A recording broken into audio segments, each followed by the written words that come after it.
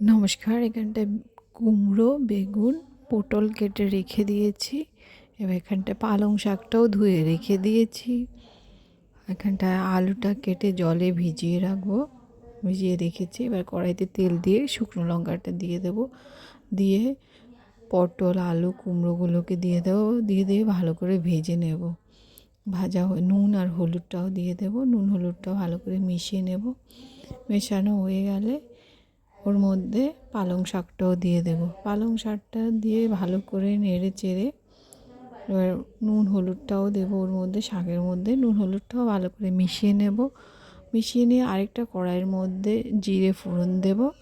জিরে ফোড়ন দিয়ে জিরের গুঁড়ি দিয়ে এবার ভেজে রাখা শাকটা ওর মধ্যে দিয়ে দেবো, দিয়ে ভালো করে নেড়ে চেড়ে ওর মধ্যে এবার নুন আর মিষ্টিটাও দিয়ে দেব, দিয়ে নেড়ে চেড়ে নামিয়ে নেব। রেডি পালং শাক।